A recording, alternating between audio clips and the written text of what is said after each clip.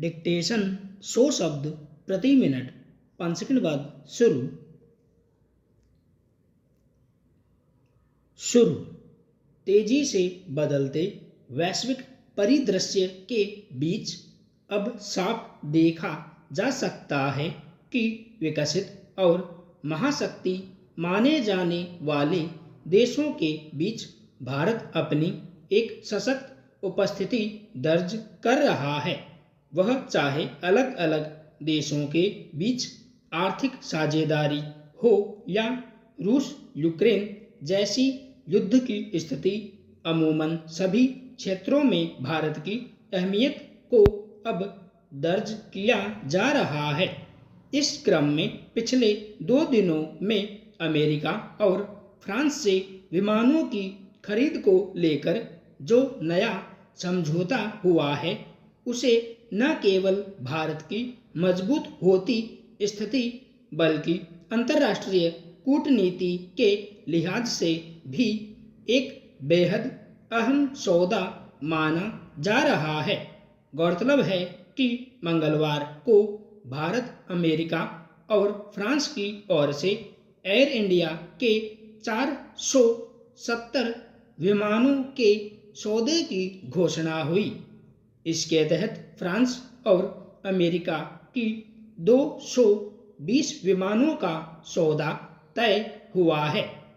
इसमें एक महत्वपूर्ण पहलू यह है कि एयरबस के विमान में इस्तेमाल होने वाले इंजन के अलावा अन्य कई हिस्से ब्रिटेन की कंपनी बनाएगी। यानी इस सौदे में एक तरह से ब्रिटेन भी एक अहम पक्ष है। उड्डयन और विमानन क्षेत्र में इस समझौते को एक बड़ी कामयाबी माना जा सकता है और इसके पूरा होने पर यह तस्वीर और साफ होकर उभरेगी। मगर इससे पहले संबंधित देशों में रोजगार के क्षेत्र में नए अवसरों के पैदा होने की जो उम्मीद बंधी है, वह एक महत्वपूर्ण पहलू है। एक तरह से देखें तो विमानों के इस सौदे के साथ भारत ने वैश्विक बिसात पर सबसे ताकतवर दखल रखने वाले 2 देशों से एक साथ अपनी साझेदारी को मजबूत करने की कोशिश की है। इसे उड्डयन कूटनीति कहा जा सकता है। इसका संकेत इससे भी मिलता है कि जहां अमेरिकी राष्ट्रपति ने इस समझौते को ऐतिहासिक करार दिया है, वहीं फ्रांस के राष्ट्रपति ने भी भारत के साथ अपने देश के गहरे रणनीतिक रिश्ते में मील का पत्थर बताया। ऐसे में स्वाभाविक ही इसे अंतर्राष्ट्रीय राजनीति में भारत की बढ़ती हैसियत के तौर पर भी देखा जा रहा है। इससे यह भी स्पष्ट होता है कि भारत अब दुनिया का तीसरा सबसे बड़ा विमानन केंद्र बनने को तैयार है। यूं भी सरकार नागरिक उड्डयन क्षेत्र को मजबूत करने पर ज्यादा जोर दे रही है और पिछले 8 सालों में देश में हवाई अड्डों की संख्या 74 से बढ़कर 147 हो गई है। इसके अलावा एक अन्य घटनाक्रम में एरो इंडिया में लगभग 80,000 करोड़ रुपए के 266 साझेदारियों की भी घोषणा हुई है। साथ ही रक्षा क्षेत्र में काम करने वाली एक जर्मन कंपनी भारतीय हेलीकॉप्टरों के लिए बाधा निवारण प्रणाली बनाने के लिए महत्वपूर्ण तकनीकों की पूरी श्रृंखला साझा करने के लिए तैयार है। यह छिपा नहीं है कि पिछले कुछ सालों के दौरान महाशक्ति माने जाने वाले देशों के बीच किस तरह नए समीकरण खड़े हो रहे हैं। खास तौर पर रूस और यूक्रेन के बीच चल रहे युद्ध के संदर्भ में यह ज्यादा साफ उभरा। लेकिन इस दौर में भारत ने जिस तरह अलग अलग ध्रुवों के बीच संतुलन कायम करने, विरोधी खेमों के बीच संवाद बनाने और युद्ध जैसी जटिल स्थिति में भी हल के रास्ते तैयार करने में एक कड़ी के रूप में अग्रणी भूमिका निभाई है, वह दुनिया के सभी देशों ने देखा। अमेरिका और रूस के बीच मतभेदों के बीच भी भारत ने अपनी स्वतंत्र हैसियत स्पष्ट रखी और इस तरह एक समांतर शक्ति के ध्रुव के रूप में खड़ा हुआ।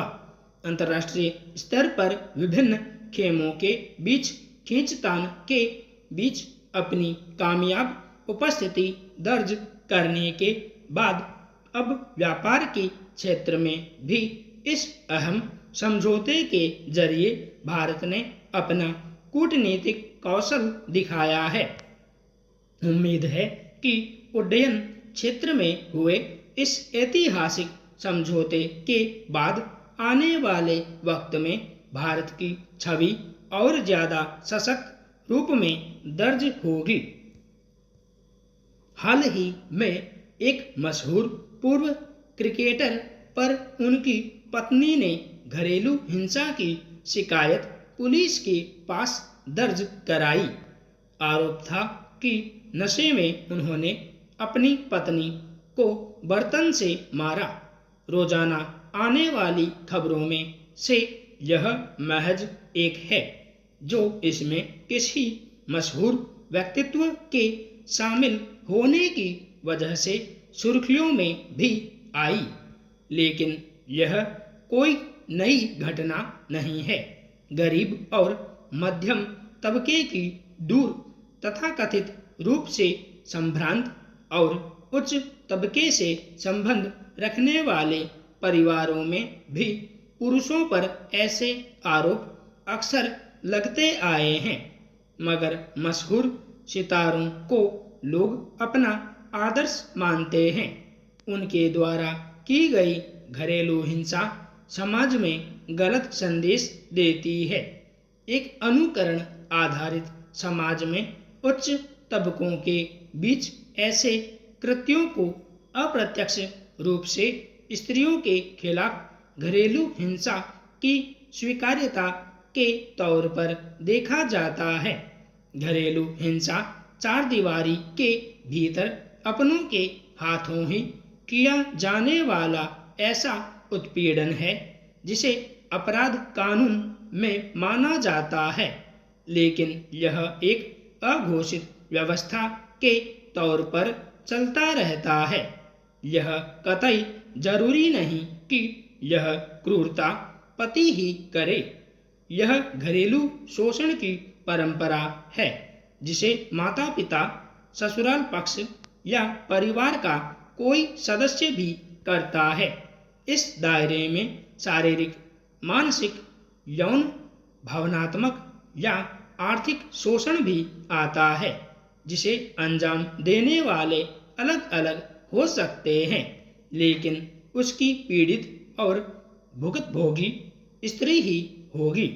राष्ट्रीय अपराध रिकॉर्ड ब्यूरो के 2021 के आंकड़ों पर नजर डाला जाए तो घरेलू हिंसा के मामलों में पिछले वर्ष से लगभग 31% तक की बढ़ोतरी हुई है।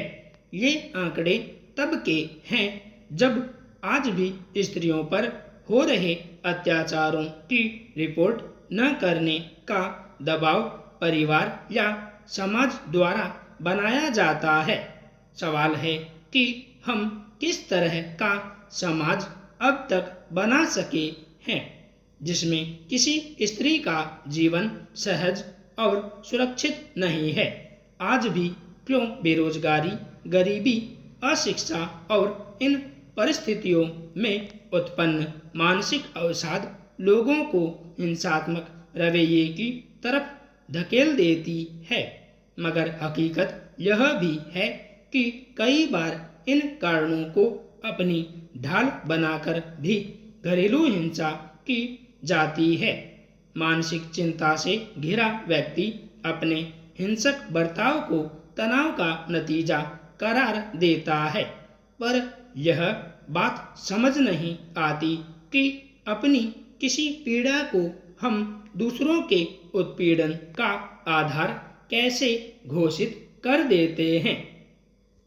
संपूर्ण विराम।